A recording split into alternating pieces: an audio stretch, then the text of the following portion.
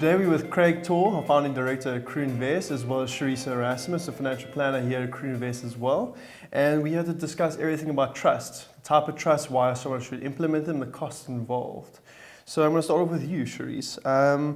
Can you please tell us the reasons why trust should be created in the first place and who are the parties involved? Trusts are usually created to provide asset protection as well as asset continuity, and people often use trusts as well for tax benefits in order to save on estate duty, etc.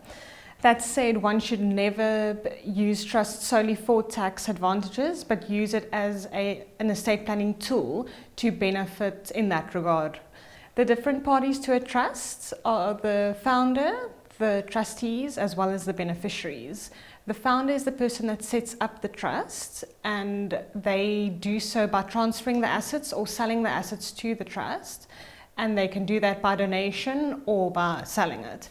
The trustees are the people that eventually take control of the assets, and they would be the ones that distribute the capital and the income to the beneficiaries. Beneficiaries can benefit from income or capital from the trust, which the trustees will decide on.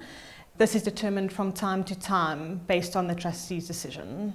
Knowing that objectives are the biggest driving force in creating a trust, just want to know from Craig, from your side, can you tell us what the different types of trust there are? So I suppose the best known is the inter vivos and the testamentary trust. There's also a third one called the Bevint trust. So let's just run through the three. From an inter vivos trust perspective, there's a founder who has set up the trust, there's a trust deed, and that trust deed will determine how those assets are managed. And then, of course, they're managed for the benefit of the beneficiaries. One has to just bear in mind that the founder of the trust cannot run that trust as though those assets are theirs in their personal capacity. When it comes to a testamentary trust, this is typically set in place by the testator in their will, and their will becomes the founding document for that trust. And the idea there is that the children or the minors are protected from themselves until they come of age, decided again by the testator, which could be age 25 or 30 or whatever other age is appropriate. When it comes to Bevint trust, the trustees there are not actually responsible for any more than the administrative duties in that trust. What happens there is that the beneficiaries have a vested right to the assets in that trust, typically used for shares and business interests. So those are the three sort of broad areas. Just gathering for what you have said, I mean, three trusts alone, there's a lot of technicalities, a lot of people involved.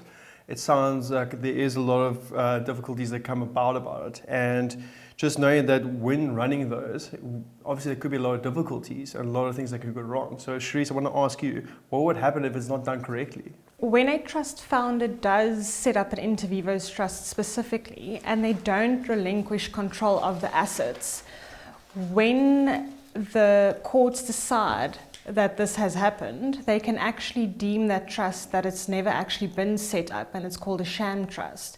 What happens is that the trust is effectively in non-existence, and that asset transfers back to the founder's name, which can have quite big consequences in an estate planning point of view. And any transactions that took place in that trust would be seen as it took place in the founder's name. Craig, in what instance would a trust make sense? Look, I think if you've got a disabled child, a special type A trust is a very useful tool.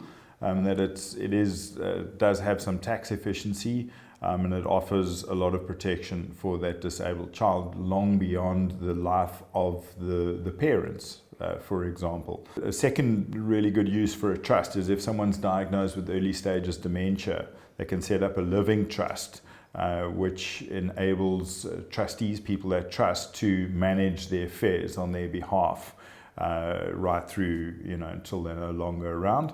And then I suppose the real benefit, or one of the big benefits of having assets in trust, is that the trust never dies. So those assets are passed on from generation to generation with minimal fuss.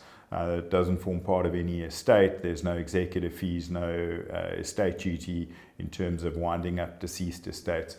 And particularly where assets are not divisible. if you think about farms, beach houses, those sort of types of assets, it's a lot easier to house those in trust than they be passed on to individuals.